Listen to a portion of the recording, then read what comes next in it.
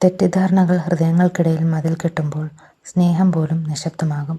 ഒരു തീരുമാനത്തിൻ്റെ മുന്നിൽ കുടുങ്ങിയ വേദ, അവളെ നഷ്ടപ്പെടുന്ന വേദനയിൽ ദക്ഷ്. ഇവരുടെ പ്രണയത്തെ പരീക്ഷിക്കാൻ ഒരു പുതിയ കൊടുങ്കാറ്റെത്തുന്നു. Welcome to our story Rakshasaveda episode 9. മഴ നിശബ്ദമായി കൊണ്ടിരിക്കുന്നു. കാറിൻ്റെ ഗ്ലാസ്സിലൂടെ മഴത്തുള്ളികൾ ഒഴുകി നീങ്ങി. ഓരോ തുള്ളിയും വേദയുടെ മനസ്സിലെ ആശയക്കുഴപ്പത്തെ പോലെ തോന്നിച്ചു. വേദ അർജുൻ്റെ കാറിൻ്റെ പാസഞ്ചർ സീറ്റിൽ. കാർ മുഴുവൻ നിശബ്ദത. അവളുടെ കണ്ണുകൾ പുറത്തേക്ക്. പക്ഷേ അവൾ കാണുന്നത് മഴയല്ല, ദക്ഷ്. അവൻ്റെ മുഖം, അവൻ്റെ കണ്ണുകൾ, അവൻ്റെ കോപം, അവൻ്റെ മിണ്ടാത്ത സ്നേഹം. മറ്റൊരിടത്ത് ദക്ഷ് അവൻ്റെ കണ്ണുകളിലെ വേദന, കോപം മറച്ചു പിടിക്കുന്നു. അർജുൻ ഒന്ന് തിരിഞ്ഞ് അവളെ നോക്കി. ചെറിയൊരു ആത്മവിശ്വാസമുള്ള ചിരി. വേദ, നിനക്ക് ഞാനുണ്ട്. ഇനി നീ ഒരു ടെൻഷനും എടുക്കേണ്ട. വേദ അവനെ നോക്കി. ഒരു ചിരി. പക്ഷേ അത് കണ്ണുകളിലേക്ക് എത്തിയില്ല. എന്ന് മൂളുക മാത്രമേ ചെയ്തുള്ളൂ.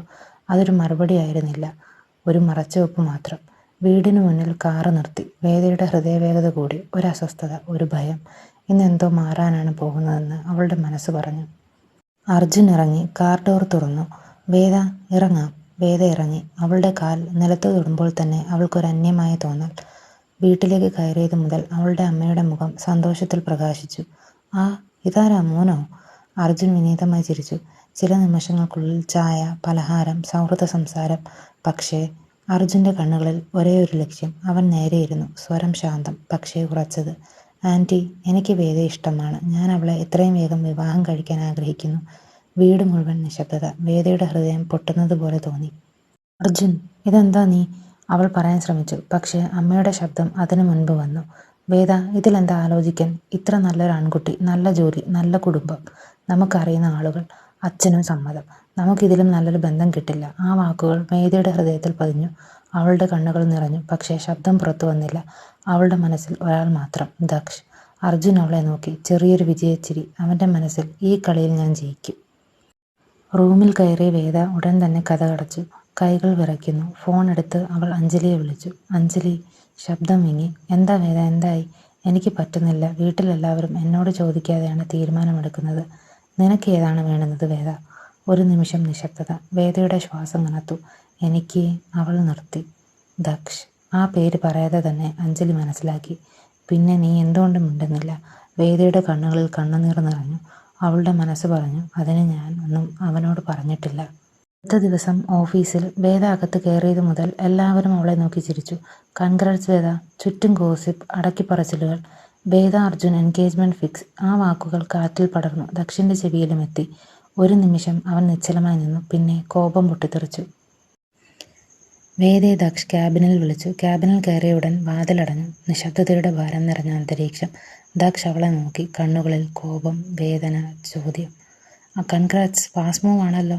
വേദയുടെ ഹൃദയം വേദനിച്ചു. സർ, ഇത് പേഴ്സണലാണ്. ദക്ഷ് ചിരിച്ചു. ഒരു കഠിനമായ ചിരി. പേഴ്സണൽ?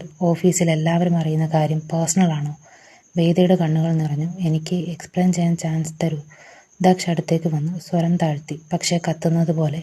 നീ അർജുനൊപ്പം പോയതും ഇപ്പോൾ എൻഗേജ്മെൻറ്റും, ഇതെല്ലാം എക്സ്പ്ലെയിൻ ചെയ്യാൻ പറ്റുന്ന കാര്യങ്ങളാണോ വേദ? വേദയുടെ കണ്ണീർ വീണു. എനിക്കിത് വേണമെന്നില്ല. ദക്ഷ് ചിരിച്ചു. പക്ഷേ നീ അക്സെപ്റ്റ് ചെയ്തു. എനിക്കൊരു ചോയ്സ് ഉണ്ടായിരുന്നില്ല. ദക്ഷ് അടുത്തേക്ക് വന്നു. ചോയ്സ് ഉണ്ടായിരുന്നു, പക്ഷേ നീ ചൂസ് ചെയ്തു. ആ വാക്കുകൾ വേദയുടെ ഹൃദയത്തെ തകർത്തു. വേദ പെട്ടെന്ന് തല ഉയർത്തി. പിന്നെ നീ നേഹം ഹഗ് ചെയ്യുന്നത് എന്താ? ഒരു നിമിഷം നിശബ്ദത. ദക്ഷ് ഞെട്ടി. വേദയുടെ കണ്ണുകളിൽ കണ്ണുനീർ. ഞാനെല്ലാം കണ്ടിരുന്നു, പക്ഷേ ഞാൻ ചോദിച്ചില്ല. ബിക്കോസ് ഞാൻ ട്രസ്റ്റ് ചെയ്തു. ദക്ഷിൻ്റെ ഈഗോ കൂടി. ട്രസ്റ്റ്? നീ ഇപ്പോൾ വേറെ ഒരുത്തിൻ്റെ ഫിയാൻസെ ആയിട്ടല്ല ട്രസ്റ്റ് പറയേണ്ടത് വേദ. എനിക്കിത് വേണമെന്നില്ല ദക്ഷ്. പക്ഷേ നീ അത് സ്വീകരിച്ചു, അത് മതി. വേദയ്ക്ക് കൺട്രോൾ നഷ്ടപ്പെട്ടു. കണ്ണുനീർ നിറഞ്ഞു. ശ്വാസം മുട്ടി. ഒന്നും പറയാതെ അവൾ തിരിഞ്ഞു നടന്നു. ഡോറ് തുറന്ന് പുറത്തേക്ക്. ദക്ഷ് അവിടെ നിന്നു. കൈകൾ മുറുക്കി, കണ്ണുകൾ അടച്ച്. അവൻ അവളെ നഷ്ടപ്പെടുന്നതിൻ്റെ ഭയം. പക്ഷേ പറയാൻ അവൻ്റെ അഹങ്കാരം അനുവദിക്കുന്നില്ല. ഓഫീസ് ബാൽക്കണിയിൽ കാറ്റ് ശക്തമായി വീശുന്നു. വേദ ഒറ്റയ്ക്ക് നിൽക്കുന്നു. മുടി പറന്ന് കണ്ണുനീർ കവളിനെ നനയ്ക്കുന്നു. എനിക്കെന്താണ് വേണ്ടത്? അവൾ സ്വയം ചോദിച്ചു. ഉത്തരം ഒന്ന് തന്നെ, ദക്ഷ്. അകത്ത് ദക്ഷ് അവളെ നോക്കി നിൽക്കുന്നു. അവൻ്റെ മനസ്സിൽ യുദ്ധം. പോയി അവളെ പിടിച്ചു നിർത്തണോ? അല്ലെങ്കിൽ അവൾ തന്നെയല്ലേ എന്നെ വിട്ടിട്ട് പോയത്? ഒടുവിൽ അവൻ്റെ അഹങ്കാരം ജയിച്ചു. അവൻ തിരിഞ്ഞു നടന്നു. ആ രാത്രി വേദ തൻ്റെ മുറിയിലിരിക്കുന്നു. പുറത്ത് അമ്മയും അച്ഛനും. എൻഗേജ്മെൻറ്റ് അടുത്ത ആഴ്ച തന്നെ നടത്താം. ബന്ധുക്കളെല്ലാവരെയും വിളിക്കാം. ഓരോ വാക്കും വേദയെ വേദനിപ്പിക്കുന്നു. വേദ കണ്ണാടിയുടെ മുന്നിൽ നിന്നു. സ്വയം നോക്കി. ഇത് ഞാനാണോ? ജീവിതം കൈവിട്ടു പോകുന്നത് പോലെ. ഫോൺ വൈബ്രേറ്റ് ചെയ്യുന്നു. അർജുൻ കോളിംഗ്. വേദ നോക്കി നിന്നു. അവസാനം ഫോൺ എടുത്തു.